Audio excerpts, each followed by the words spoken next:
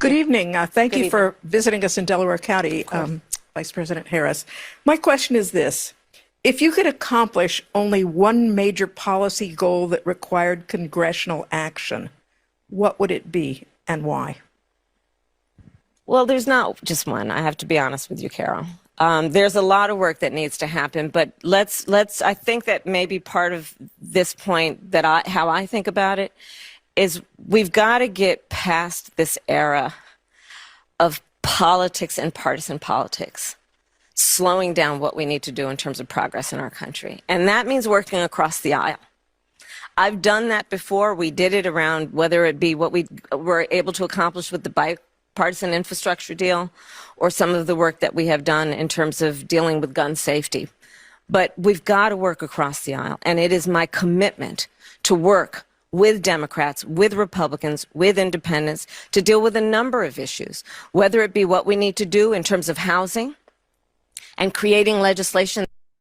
So she's asked a direct question, and it takes her about a minute and a half to finally get around to the answer.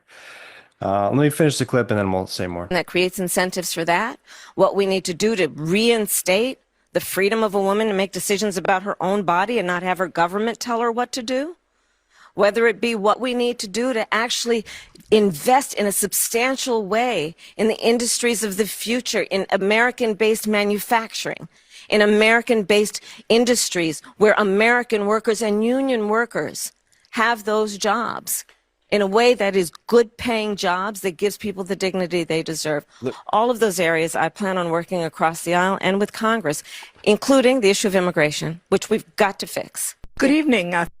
oh man, guys, I'm a little bit upset, I gotta be honest, because I feel like she is losing it. Um, I just, it feels too word salady. It feels like you're giving a politician-y answer when you don't have to give a politician-y answer. You don't need to talk about reaching across the aisle and like you're asked a question. It's a very good question, and you have a very good opportunity to give any number of excellent answers. What's one policy? What's one thing that you absolutely have to get done that you want to get done? You could have said child tax credit. You could have said paid family leave. You could have said lowering prescription drug prices. You could have said fixing healthcare. You could have said so many things. You could have been very specific. And instead, you give a meandering roundabout answer and you talk about working with Republicans and you finally get around to kind of answering the question. You name three or four things, but you don't give anything really specific. And I think people are really begging for that from this side, looking for something to look forward to.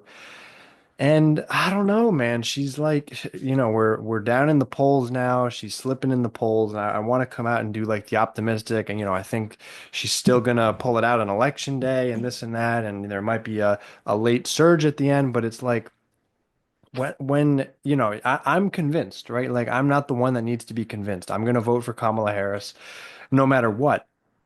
But I know that there are so many people that are listening to this or that would potentially listen to this and they're looking for something to hang on to. And you're just waiting and waiting and waiting. And like, where's the answer? What are you going to do? What are you going to do? And you never get around to answering the question, or you do, but you don't do it in a direct way. And then, like, I don't know, she's frustrated, very, very frustrated with that answer. I think she's losing it. It makes me reflect on why I was not particularly happy with the way that we picked Kamala Harris or the way that she was sort of installed, where there was just like this quick, swap with Biden and Harris, and there was no primary process and there was no way to pick the strongest candidate. And at the end of the day, she's not the strongest candidate that we had. We had many options that we could have put forward and that could have really driven this thing home. And we are teetering on the brink of Donald Trump 2 with less checks and balances and more unhinged with more dementia and Lord knows what. So I hate to be sort of the bearer of bad news, but I didn't watch this full event, so I plan on getting maybe more clips of this, but that's just not the answer that I was hoping for. She could have done a lot better. I don't know if this, Trump is a demon. Trump is gonna, Trump is Hitler strategy is gonna drive it home for the home stretch here. So I'll leave it at that. Let me know what you guys think. Getting a little worried here with Kamala Harris campaign at this point. So we will see how this shakes up. Oh boy.